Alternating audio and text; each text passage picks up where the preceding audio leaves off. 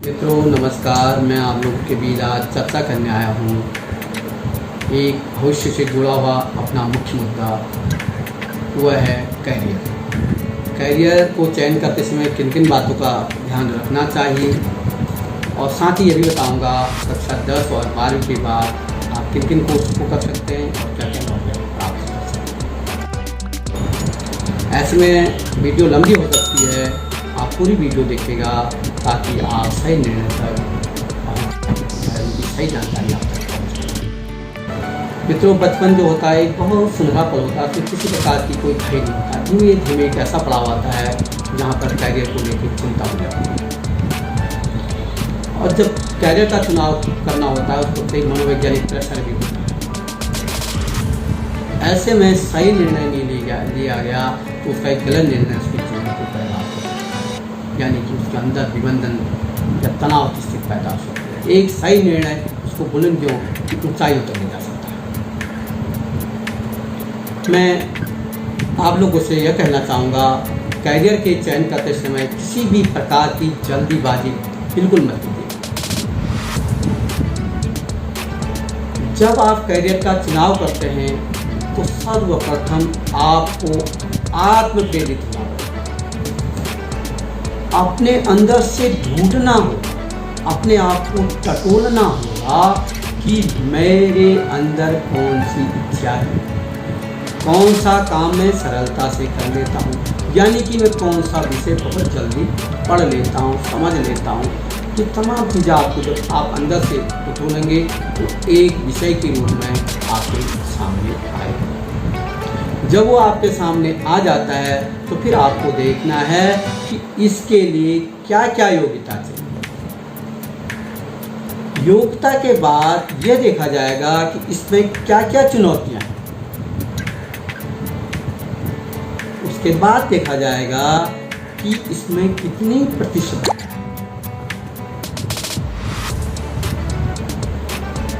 अब प्रतिस्पर्धा चुनौतियों को देखते हुए क्या मैं इतना हार्ड वर्क, क्या मैं इतना कठिन काम कर सकता हूँ, मेरे अंदर हार्ड वर्क करने की शक्ति है, यह आपको देखना होगा। साथ ही आपको यह भी देखना होगा कि जब मैं हार्ड वर्क करूँगा जो भी चुनौतियाँ और कठिनाई आएंगी उन्हें दरकिनार कर सकता हूँ या नहीं। इन सारी चीज़ों को ध्यान में रखकर आपको यह भी देखना होगा कि क्या मेरा व्यक्तित्व इस कार्य को करने में सहायक होगा या नहीं। इन सारी चीज़ों का विश्लेषण करने के बाद आपको उस फील्ड में जाना चाहिए जो इन सारी चीज़ों और परिस्थितियों के अनुकूल हो। कभी भी आप अपने दोस्तों की नकल ना कीजिएगा और न ही ट्रेंड फॉलो कीजिएगा। फलाना डॉक्टर है या फलाना इंजीनियर है, नहीं। आपको क्या आपके अंदर प्रतिभा है, क्या आपके अंदर नॉलेज है, क्या आपके अंदर से व्यक्तित्व है, इन चीज़ों को देखकर आपको अपना फील्ड चयन करना होगा। मैं ध्यान देना चाहता हूँ, अगर आपका कोई डॉक्टर है तो उसको आप फॉलो करो। आप पेंटिंग बहुत अच्छा बनाते हैं तो आप पेंटिंग को अपना कैरियर चुनो। आप पूरे देश का नाम भी रोशन करोगे, साथ ही पूरे विश्व में अपना नाम भी स्थापित करोगे। इसलिए कोई भी कार्य छोटा नहीं है जिसमें आपका टैलेंट है, आपकी योग्यता है, उसमें आप फील्ड चुनेंगे तो एक सही दिशा पर आप कदम रखेंगे। दूसरी बात, इसमें एक मुख्य भाग है जिस फील्ड को आपके द्वारा चयन कर लिया है, आप उस फील्ड में कार्य कर रहे सीनियर लोगों के पास जाएं और उस फील्ड की बृहद जानकारी प्राप्त करें कि इस फील्ड में क्या क्या काम होता है, कैसे काम होता है, क्या क्या चुनौतियां हैं, इसमें भविष्य क्या है।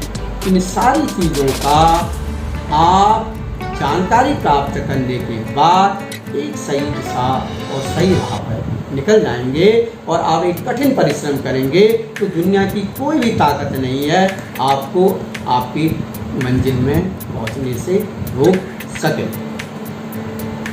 मैं एक छोटा सा उदाहरण देके आपको समझाना चाहूँगा। रामचरितमानस आप सभी ने पढ़ा होगा, रामलीला तो आप लोगों ने देखी। जब वानर सेना भगवान राम से आज्ञा लेके सीता मैया की खोज करने के लिए निकलती है, जब चारों दिशाओं में माता सीता की खोज की जाती है, माता सीता नहीं मिल पाती है, तो समुद्र के किनारे सब बैठ जाते हैं और उनके सामने कोई भी चीज़ नज़र नहीं आती। अब हम क्या करें, क्योंकि वो राम जी के सामने कह के आए थे अगर हम वापस आएंगे तो माता सीता की खोज करके ही वापस आएंगे। ऐसी विपरीत परिस्थितियों बुद्धि के भंडार, ज्ञान के सागर जामवंत जी को ध्यान आता है कि हमारे पास तो अद्भुत शक्ति है। वो अद्भुत शक्ति है बजरंगबली, उनको उनकी शक्ति का एहसास दिलाना है, वही अब इस काम को कर सकते हैं। तब ऋक्षराज जामवंत जी हनुमान जी के पास जाते हैं और हनुमान जी से कहते हैं, तुलसी रामायण के किष्किंधा कांड में लिखा है, पवन तनय बल पवन समाना, बुद्धि विवेक विज्ञान निधाना, कौन सुकाज कठिन जग माही, तो नहीं होय तात तुम पाही। वो कहते हैं, हे पवन पुत्र, आप पवन के पुत्र हैं, आप पवन के समान बलवान हैं, आप बुद्धि और विवेक के भंडार हैं, वो कौन सा काम है जो आप नहीं कर सकते हैं। हनुमान जी को जागृत कर देते हैं। हनुमान जी खड़े उठते हैं और जामवंत जी से कहते हैं कि अब मुझे बताओ वहाँ जाके क्या करना हुआ। तब जामवंत जी कहते हैं, आप जाओ और सीता की खोज करके आओ। और बजरंगबली एक लंबी छलांग लेते हुए अपार समुद्र को पार कर लंका पहुँचते हैं। लंका में चारों ओर से पहरा होता है बुद्धि और विवेक, और अपने परिश्रम को देखते हुए माँ सीता के चरणों में उनकी वंदना करने पहुँचाते हैं। आप हनुमान जी का कठिन परिश्रम आप देखिए, समुद्र को लांघना और लंका जैसी सुरक्षा को तोड़कर माता जी तक पहुंचना, क्योंकि उनका लक्ष्य था माता सीता जी की खोज करना। मित्रों, मैं आपसे ये कहना चाह रहा हूँ कि विषम परिस्थिति अगर आपके पास, चुनौतियाँ आपके पास आती हैं, तो जामवंत जी की तरह अपनी बुद्धि का प्रयोग करो। और कितनी भी विषम परिस्थितियाँ आती हैं, आप जब किसी मुकाम पर निकलते हैं, किसी लक्ष्य पर निकलते हैं, तो रास्ते में कांटे आते हैं, उन कांटों को बाहर फेंक देना है, उन कांटों से चढ़ते हुए पार हो जाना है। जैसे बजरंगबली को समुद्र से लेकर लंका तक तमाम परीक्षाएं देनी पड़ी और अपने लक्ष्य में पहुंचने तक, इसी प्रकार आपको भी अपने लक्ष्य में पहुंचने तक कठिन वर्क करना होगा। यह हनुमान जी से सीखना होगा और सही बुद्धि का प्रयोग करना होगा। यह हनुमान जी से सीखना होगा। जो उदाहरण मैंने दिए, ये आपके सामने हमारे अलौकिक उदाहरण हैं। इनको अपने प्रेरणा स्रोत मानते हुए अपने कैरियर का चयन करेंगे। अब मैं आपसे चर्चा करूंगा कि आप हाई स्कूल और इंटरमीडिएट के बाद क्या क्या कोर्स कर सकते हैं और किन किन फील्डों में जा सकते हैं। मित्रों, आप हाई स्कूल के बाद ITI कर निजी व्यवसाय कर सकते हैं और कई कंपनियों में नौकरियां प्राप्त कर सकते हैं। और हाई स्कूल के बाद ही आप पॉलिटेक्निक कर विभिन्न विभागों में, विभिन्न कंपनियों में जूनियर इंजीनियर के पद पर काम कर सकते हैं। अगर आपको आगे की पढ़ाई करनी है, अगर आप इंजीनियरिंग में आगे जाना है, तो आपके सीधे उसी वर्ष में BTech में एडमिशन लेकर आप ग्रेजुएशन इंजीनियरिंग में कर सकते हैं। इंटरमीडिएट के बाद आप क्या कर सकते हैं, इस पर मैं आपसे चर्चा करूंगा। सबसे पहले मैं विज्ञान संकाय के बच्चों को देता हूँ। अगर आप इंटरमीडिएट विज्ञान वर्ग के हैं और उसके बाद आपका PCM है तो आप इंजीनियरिंग क्षेत्र में जा सकते हैं। अगर आपके पास बायोलॉजी है तो आप मेडिकल क्षेत्र में जा सकते हैं। आप उसमें एलोपैथ, आयुर्वेद, होम्योपैथ, डेंटल के डॉक्टर बन सकते हैं। साथ ही तमाम पैरामेडिकल कोर्सेज भी कर सकते हैं। और भारत एक कृषि प्रधान देश है, ऐसे में आप BSc एग्रीकल्चर भी कर सकते हैं, उसमें भी अपार संभावना है। BSc ऑनर्स कर सकते हैं और BSc में प्रवेश लेकर अपनी आगे की पढ़ाई को भी जारी रख सकते हैं। कॉमर्स के इंटरमीडिएट के बच्चे CA कर सकते हैं, CS कर सकते हैं, BCA कर सकते हैं, BBA कर सकते हैं और जर्नलिज्म एंड मास कम्युनिकेशन कर सकते हैं और BCom भी कर सकते हैं। और कला वर्ग के बच्चों के लिए भी अपार संभावना है।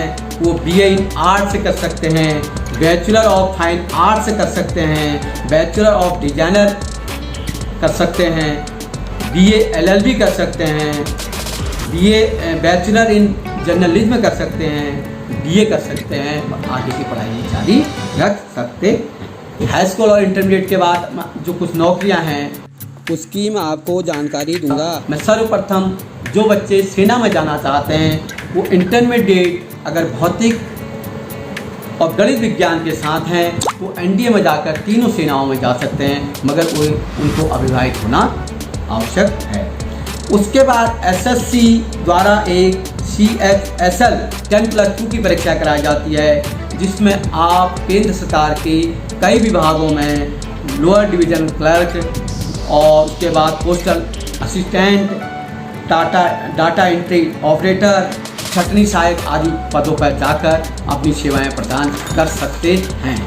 और उसके अलावा SSC JD परीक्षा कराती है, उसमें आप भारतीय सुरक्षा बल जैसे BSF, CRPF, CISF, SSB, ITBP तमाम फोर्सेस में जाकर अपनी सेवा प्रदान कर सकते हैं। उसके अलावा आप भारतीय तट रक्षा दल में भी अपनी सेवाएं प्रदान कर सकते हैं। रेलवे डिपार्टमेंट के अंतर्गत आप सहायक लोको पायलट के पद पर जा सकते हैं। रेलवे में ग्रुप B और ग्रुप C में जा सकते हैं और उसके अलावा रेलवे क्लर्क बन सकते हैं, रेलवे कांस्टेबल बन सकते हैं और जो आप देखते हैं रेलवे टिकट चेकर भी बन सकते हैं। साथ ही मित्रों, आप फॉरेस्ट डिपार्टमेंट के अंदर वन रक्षक यानी कि फॉरेस्ट गार्ड के पद पर भी जा सकते हैं। अगर आपके अंदर जुनून हो, भारतीय सेना में भी आप जा सकते हैं। उसके टेक्निकल ट्रेडों में आप जा सकते हैं, जैसे सोल्जर तकनीकी जा सकते हैं, सोल्जर क्लर्क जा सकते हैं, नर्सिंग सहायक जा सकते हैं। उसके अलावा SSC द्वारा स्टेनोग्राफर ग्रेड की जो परीक्षाएं कराई जाती हैं COT, उसमें आप भाषा लेखन आदि के पदों पर भी जा सकते हैं। BSNL द्वारा जो सेलिंग एजेंट नियुक्त किए जाते हैं उसमें भी 12वीं होती है, आप उसमें भी 12वीं पास करके जा सकते हैं। ये तमाम नौकरियों को आप प्राप्त कर सकते हैं। मगर मित्रों, मैं आपसे यह कहना चाहूँगा कि आप भविष्य के चयन करते समय एक सही दिशा और सही रास्ते को अपनाएं। किसी के कहने और किसी की नकल न करें। अपनी अभिक्षमताओं को ध्यान में रखकर ही भविष्य का चयन करें। अगर आपको मेरी वीडियो पसंद आई तो मुझे प्रेरित करने के लिए एक लाइक कीजिएगा और मेरे चैनल को अगर अभी तक आपने सब्सक्राइब नहीं किया है तो उसे सब्सक्राइब कीजिएगा और यह सूचना उन बच्चों तक जो अभी इस कंपटीशन की तैयारी में लगे हैं उन तक पहुंचाने के लिए, उनके माता पिता तक पहुंचाने के लिए शेयर कीजिएगा इन्हीं शब्दों के साथ जय हिंद, जय भारत, वंदे मातरम।